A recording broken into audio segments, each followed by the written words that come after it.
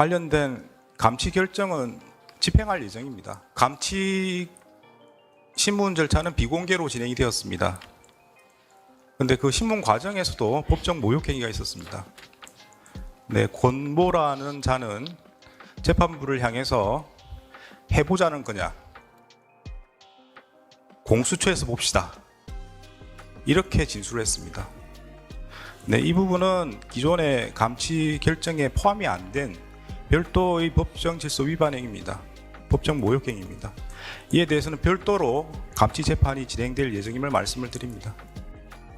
네. 그럼 이제 권 의원은 15일 감치 플러스 뭐 며칠이 나올지 모르겠습니다. 윤석열이란 자는 법원이 발부한 체포영장을 계속 거부했죠. 네. 있을 수가 없는 일이거든요. 있을 수 없죠. 그리고 체포영장 발부 단계의 이의신청 제도는 법에 마련되어 있지 않습니다. 근데 그것을 이의신청을 해가지고 결국 이의신청을 받아들여서 절차가 진행돼요. 그러니까 사법을 완전히 무시하고 망가뜨렸던 게 윤석열이고 지금 그것에 이어서 지금 저렇게 법원을 계속 모욕하고 있는데 대법원 입장을 내지 않고 있고요. 무엇보다도 계엄이 성공했으면 어떻게 되느냐면 법원 전체가 군 밑으로 들어갑니다. 맞습니다. 예, 군의 관할로 들어가요. 네.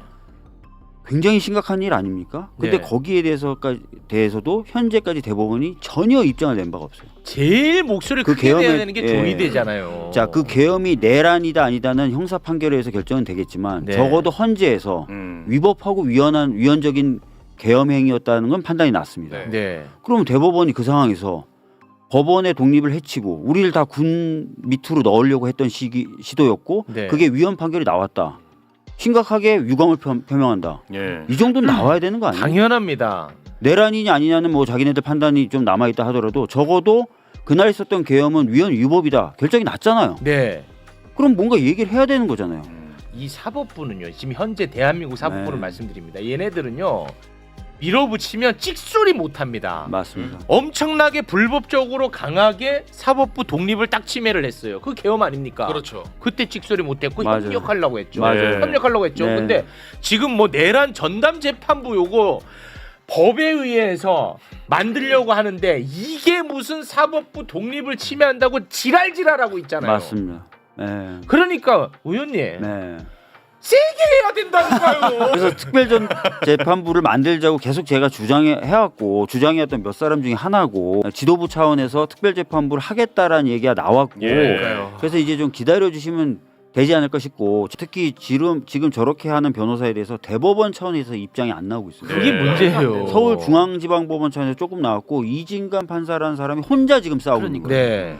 근데 저러면 어떤 시그널이 되냐면 이진관 적어도 판사에 대해서는 함부로 대해도 된다는 시그널을 주고 있는 거예요. 네네. 그런 거잖아요. 그렇죠. 넌 혼자다. 대법원 아무 얘기 안 하잖아요. 넌 네. 혼자야.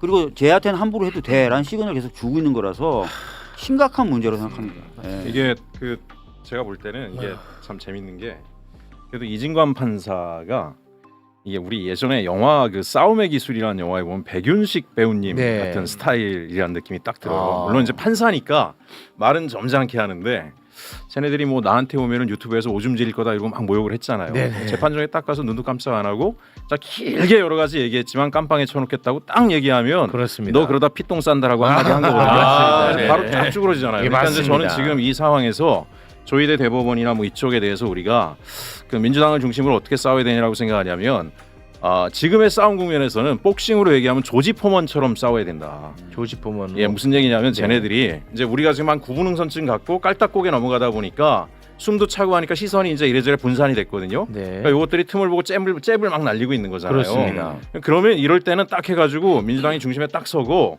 진보 정당들 다 끌어모으고 네. 시민사회 다 끌어모은 다음에 네. 조지 포먼은 잽을 안 날려요. 페인트 모션도 안 써요. 그냥 걸어가서 빵 가야지. 그럼 이제 가는 거예요, 그냥 한 방에.